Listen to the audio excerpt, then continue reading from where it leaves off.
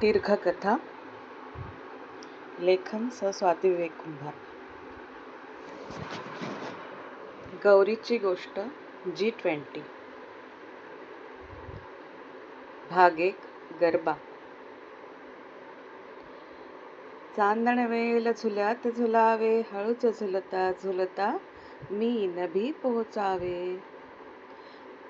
चांदणवेल झुल्यात झुलावे, हळूच झुलता झुलता मी नभी पोहोचावे.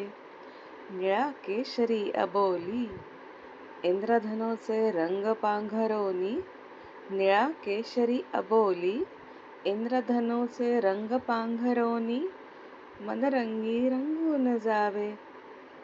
चांदणवेल झुल्यात झुलावे. गौरी जसजशी मनातलं गाणं कागदावर रेखाटत जात होती तसं तसं चित्रात ते अधिकच सुंदर होत होतं.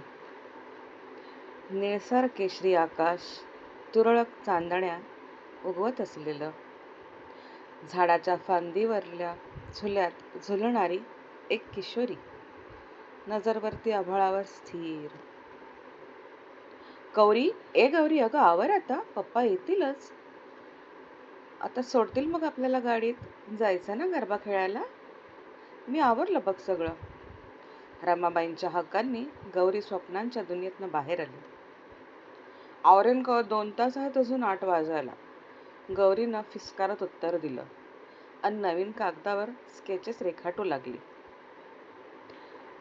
नवरात्रीच्या देवीचा मंडप, नाचणारे, बघे, ऑर्केस्ट्रा वाजवणारे आणि एका कोपऱ्यात छातीशी हातांनी घट्ट धरून ठेवलेल्या टिपऱ्या घेऊन पाणावलेल्या डोळ्यांची भेदरलेली लहानशी मुलगी हात भरभर चालत होती अन मनानं त्या जुन्या आठवणीत गुंतलेली गौरी.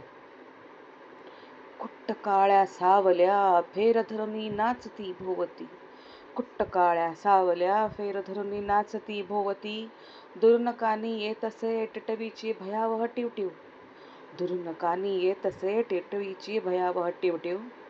गर्द काळोख विरखा घाली, गर्द काळोख विळखा घाली, इवलासा जीव आकांती ओरडी, इवलासा जीव आकांती ओरडी. रमाबाई हे सगळं बघत तिला जवळ घेत बोलत राहिल्या मग बराच वेळ.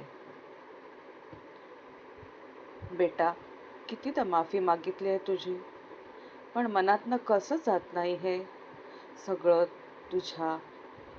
तू गरब्यात जरा नजरेआड झाल्यावर काळजाचं पाणी पाणी झालं होतं ग माझ्या. डोळ्यात पाणी तरळत गौरीच्या आईनं एकदम गौरीला बिलगून म्हणाली.